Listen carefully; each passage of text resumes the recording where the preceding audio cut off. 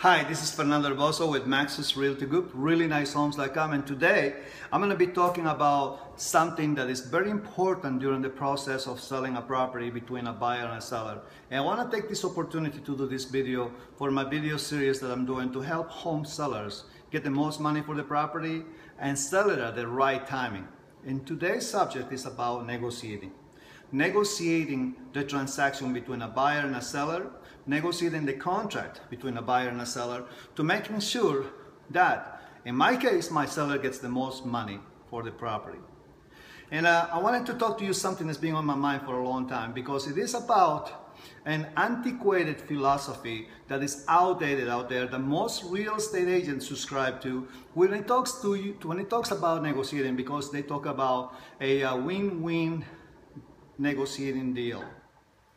And win-win negotiating deal, I suppose it comes around because you want both sides to be happy and have a neutral agreement, so both sides can come out thinking that they won on the contract, when in reality, as far as my opinion is concerned, the win-win situation, it shouldn't be between the buyer and the seller. In this case, when someone is hiring me to represent them to negotiate for their house.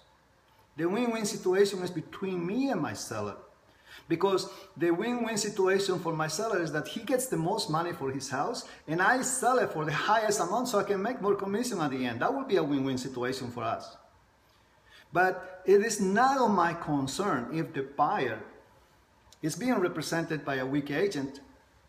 And in that case, you know, it is not something that I should be interfering, because as long as I'm not crossing the line and being ethical about the way I'm negotiating this contract, it should be a win-win situation for me and my client, and not for the buyer and his agent.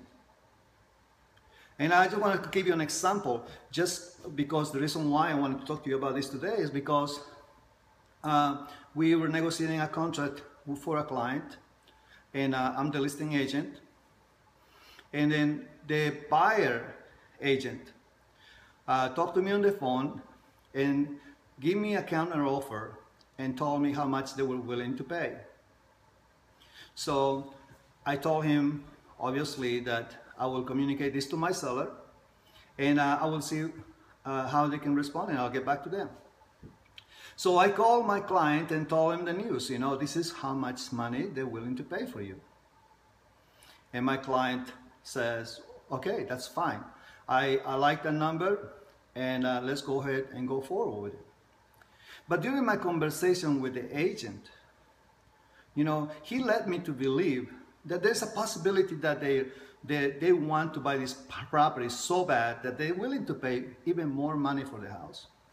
So I asked my client during the conversation, I said, do you give me permission to be able to get more money for your property? I want to get you at least $5,000 more if it's okay with you. And if they say no, then we can go back at the number that you're already telling me.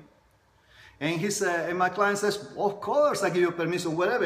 I trust you, you know, just if you can give me $5,000, obviously, you know, that's what I want. And obviously, I say, if I cannot get it, I can always go back that you accepted the previous counter offer. So I went back to the agent and I presented that counter offer. And I was glad to find that they were willing to accept that new price.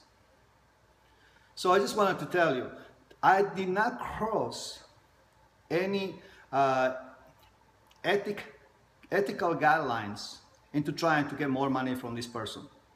All I was that I sensed that they were so eager to buy this house that I knew they were ready to pay anything they want, that we're going to be asking for. The way the agent presented himself, the way that they were telling me how their clients feel about the property, the way that they respond to the questions I ask them about trying to find the motivation of this person, all those things led me to believe that these people were very serious about buying this house and they really fell in love with this house. So in that case, you know, I hold part of the responsibility to get the most money for my client, because he hired me to do that. And you have to understand, as a real estate agent, your client is hiring you to get the most money for your property, not to be, try to go to a fairness contest with somebody else so you can distribute his wealth to somebody else because you think that's fair. Because why are you imposing those beliefs on somebody else when this is just business? The person is hiring you to sell their property, and your job is to try to get the most money. Otherwise, I really believe then sellers should not hire anybody. They should do it themselves. If that's what the price is going to be, the only thing that's going to be determining how much money they're going to get, without any realtors involved, then there is no negotiating at all. Your job as a real estate agent, as a listing agent, is to get the most money as possible from the buyer, because that is what they're hiring you to do for.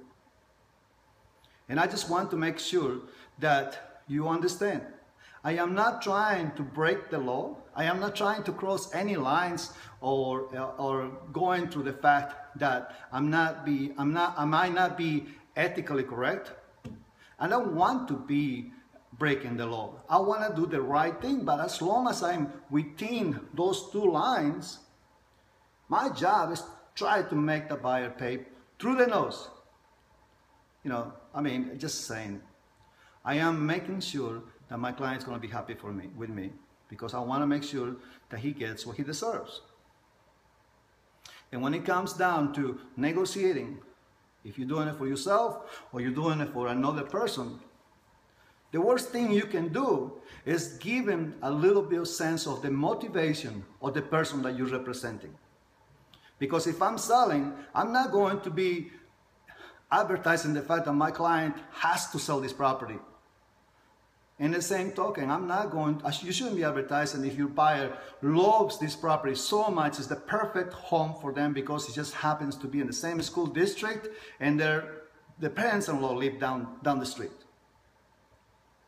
So once you reveal those things are going to be taken to counteract and make the person pay. So the least amount of motivation you reveal when you're negotiating, the better for you and for your client.